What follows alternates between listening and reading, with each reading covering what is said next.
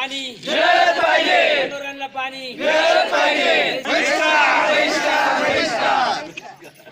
संगमनेर तालुक्याच्या पठार भागामधील वनकुटे येथे भीषण दुष्काळामुळे गेली काही दिवसांपासून जनावरांना चारा आणि पिण्यासाठी पाणी राहिलं नाहीये।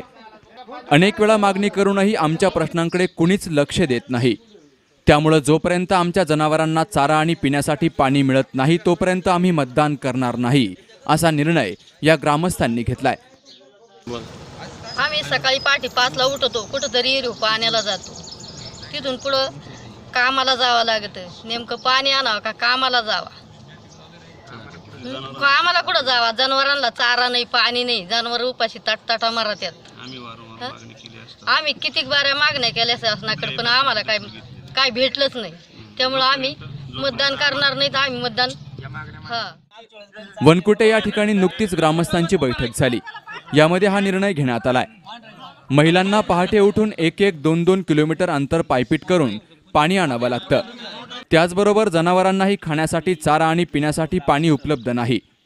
म्हणून ग्रामसभेमध्ये ठराव घेऊन त्याबाबतच्या प्रति पंचायत समिती, तहसीलदार यांच्यासह पुढाऱ्यांनाही देण्यात आल्यात। लोकसभा निवडणुकीबाबत जो आम्ही गाव बहिष्कार टाकत आहे त्याची मेन कारण आहे, आम्हाला पूर्वीपासून रस्ता नाही आणि याचे प्रॉब्लेम असल्यामुळं आमच्या गावची खूप नुकसान होत आहे का, त्यामुळं आम्हाला दळणवळणाची साधनं नाही होत। त्याच्यानंतर आम्हाला दूरदर्शन याच्यानुसार आहे ना BSNLने ही टावर दिला, पण तो पण रेंज नसल्यामुळं लोकांना त्या समस्येला खूप तोंड द्यायला लागत असे।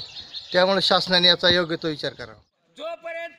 ग्रामस्थ लोकसभा निवडणुकीमध्ये मतदान करणार नाही असा निर्णयही यावेळी माजी सरपंच सुरेश हंडे यांनी बोलून दाखवला।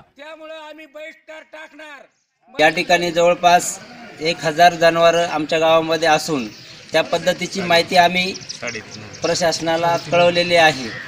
तहसीलच्या माध्यमातून असेल, आम्ही आमच्या प्रस्ताव त्या पद्धतीच्या ग्रामपंचायतच्या माध्यमातून पाठवले आहेत, परंतु कुठल्या प्रकारची दखल घेतलेली नाही आहे।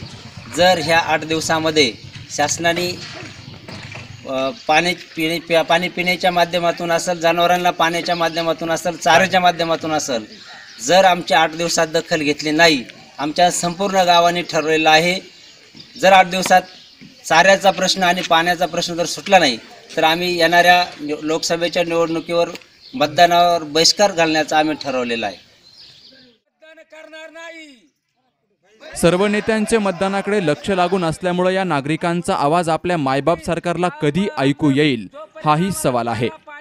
बाबासाहेब कडू, सी न्यूज मराठी, संगमनेर।